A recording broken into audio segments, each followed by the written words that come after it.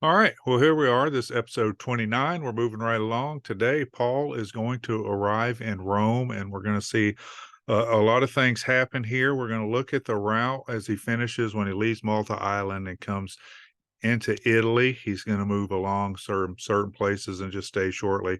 When he gets to Rome, he's going to be taken to a military barracks. As military people that have delivered him from Caesarea to Rome. And so they will take him to this military barracks, and he's going to meet a man, and we'll talk about this position, but this is the guy that will determine whether or not he goes to jail or goes to house arrest. This is also the guy that would probably appoint his legal counsel to oversee his case there. So, and then of course he's going to get situated. So we're going to look at a lot of that, how all that lays out. Um, we'll look at his journey in Acts 28 as he gets to Rome, and then next week we're going to finish the book of Acts as he settles in and starts receiving visitors. The first visitors he will receive will be local Jewish leaders who he actually calls to him to talk to them about what's going on. But I think that's along the same tradition that he's had throughout his whole ministry. He takes his message to the Jews first and then to the Gentiles. And so he does the same thing once he arrives in Rome. But I want to look first. Let's look at the timeline.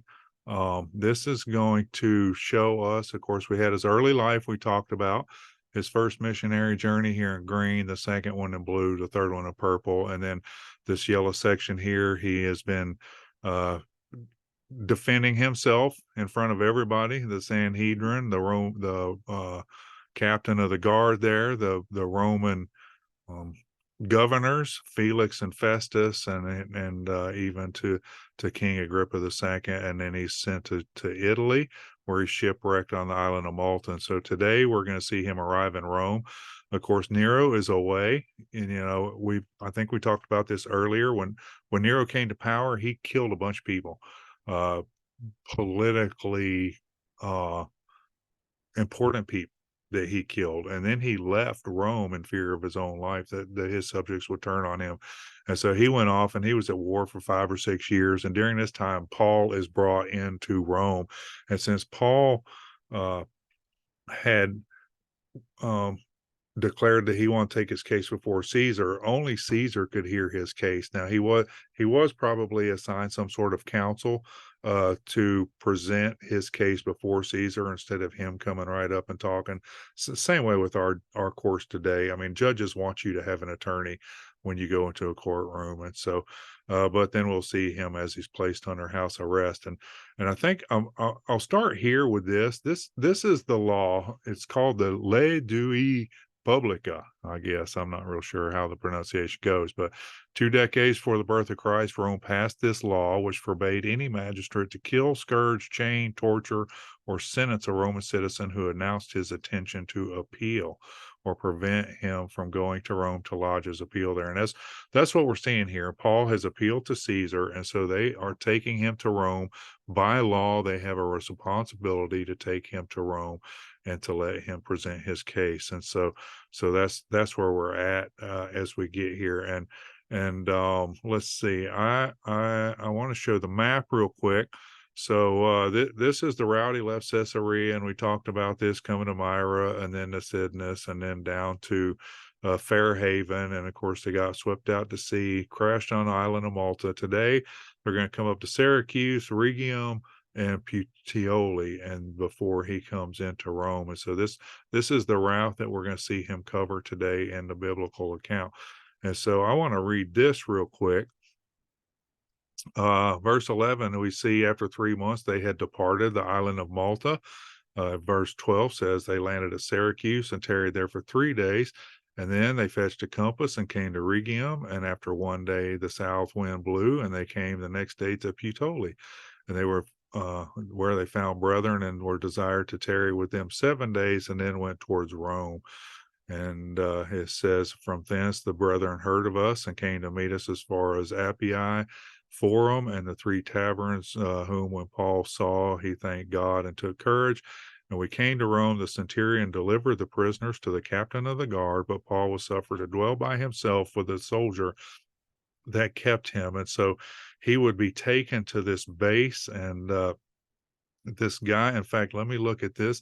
This is the office of Praetor. Now, there were two men that held this office, and there was one Praetor that oversaw um, judicial administration of military issues, and the second man oversaw judicial administration of civil issues, and that's what's really going on here. And so this Praetor Peregrinus was the one that oversaw the military, and this Praetor Urbanus would have been the one that oversaw civil cases between citizens. And one of the things that he's going to find out, he's going to be brought before this guy once he gets to the base, and so uh, this guy will determine that his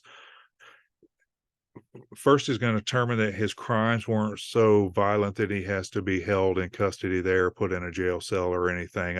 I expect he's gonna arrive in Rome. He's probably gonna have a letter from Festus announcing that his charges are Jewish charges against a Jew. They really don't have anything to do with Roman law, but because he's a Roman citizen, he has requested to take his account to Caesar. So he may even have there may even be mention that he's spoken before King Agrippa II and been found not guilty in front of him. So he's probably going to have this letter. He's also going to have the testimony of the captain of the ship who was with him when he was uh, shipwrecked on the island of Malta, who saw all the things that he did there. And so those two things he's going to have going for him, and they're going to determine very quickly not to throw him in jail. Now he will be placed with a guard. The guy most likely is chained to him. I don't know. It had been suggested at once. I heard somebody suggest that they were chained like arm to arm. I don't know if that's the case. I haven't studied Roman history enough to know how this house arrest would be. I suspect that they were probably the chain may have been long enough where they could even move into different rooms.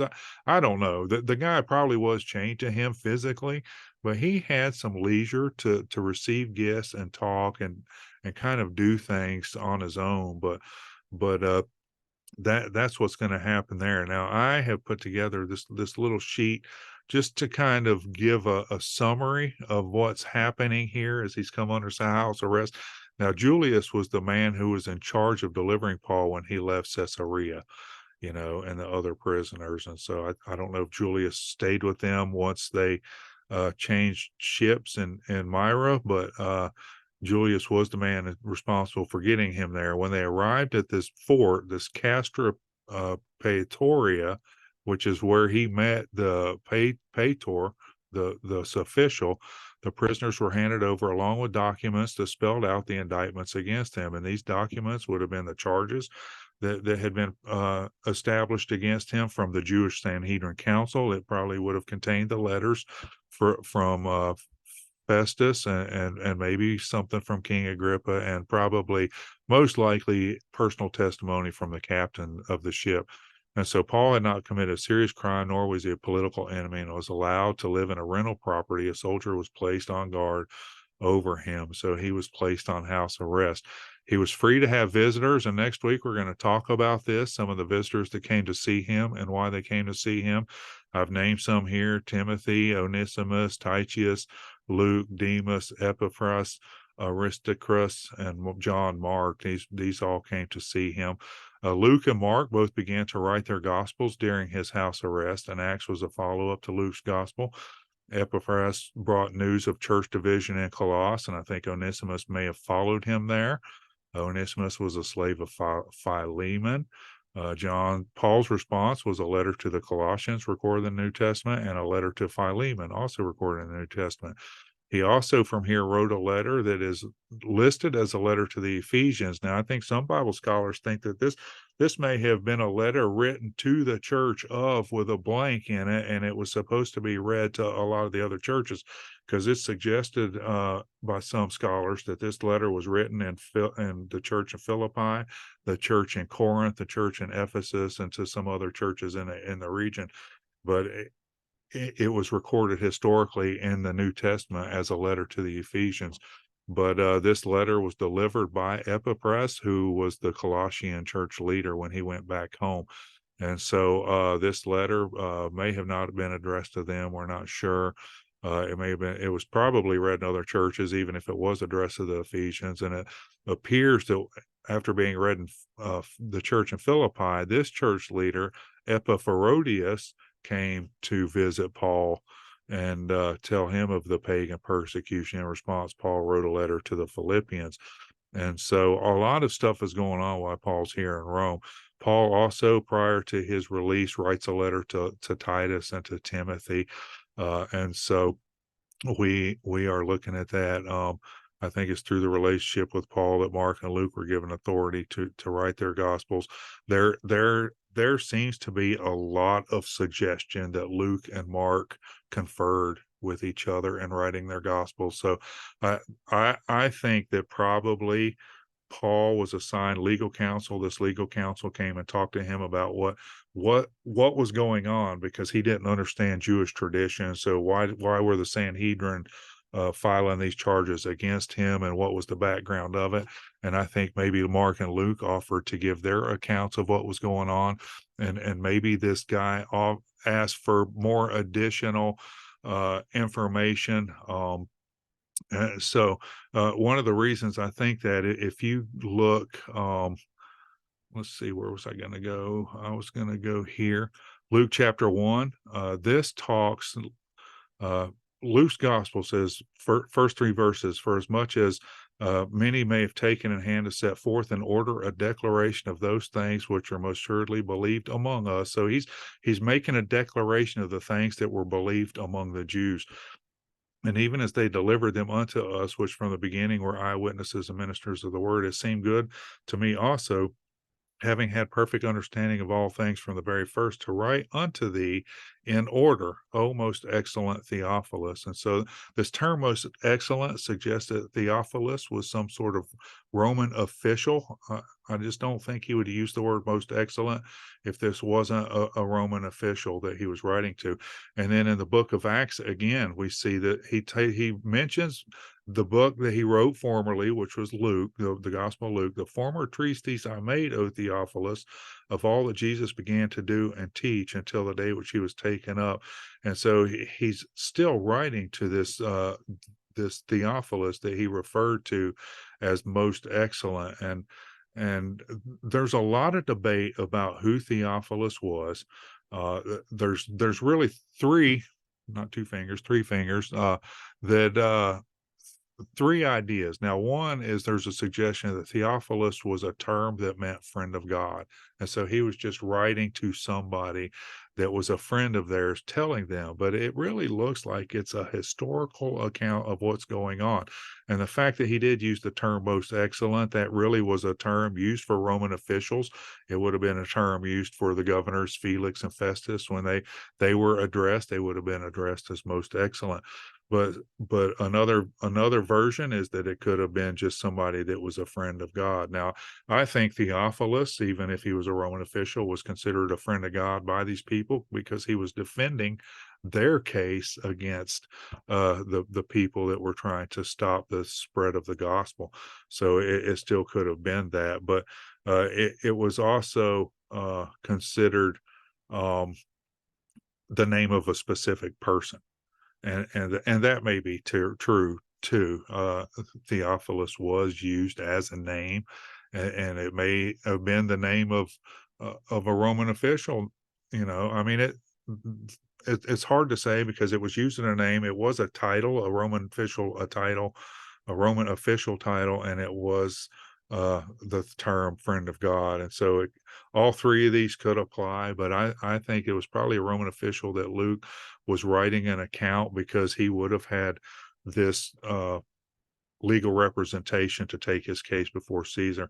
In fact, it's suggested here some theologians believe that Theophilus would have been Paul's lawyer during this time in Rome, and that's really where I kind of fall on that idea that the Theophilus was Paul's lawyer. Luke and Mark wrote the Gospels to explain to this lawyer what Jewish tradition was, how the gospel of Jesus uh, fulfilled the Old Testament law of the Jewish people, and then uh, this lawyer probably wanted some more, and so Paul kind of lays out this history of the church as they began taking this gospel to other places, and how the Jews and the Gentiles reacted to it, and so that's where I kind of fall on that. Um, so next week we're going to look at the writings here, and of course we've talked about a lot of these writings, but now that we're into this, a lot of things are going to take place here while Paul's under house arrest. Okay, so we're gonna talk just briefly more next week about Mark, Luke, and Acts that were written from there, and then Paul writes these letters to the Colossians, the Ephesians, Philemon, Philippians. Just before he's released, he writes a letter to Titus and to Timothy. And also during this time, the book of Hebrews is written from Italy, and Peter actually writes First Peter during this time too. So we're going over the next few weeks, we're going to talk about all of these books that were written, and how the Lord used this time of Paul's house arrest to advance his gospel as he recorded his word to present to the people. And so that's what's coming up next. So now Paul has been placed under house arrest. He is in Rome, and of course next week we'll talk about his first guest, which will be the Roman, or the Jewish leaders there in Rome that he has called to him. So that's it. I hope you've enjoyed this episode. I'm looking forward to the next few weeks as we talk about these books that he has written. So thanks for joining me today. God bless you.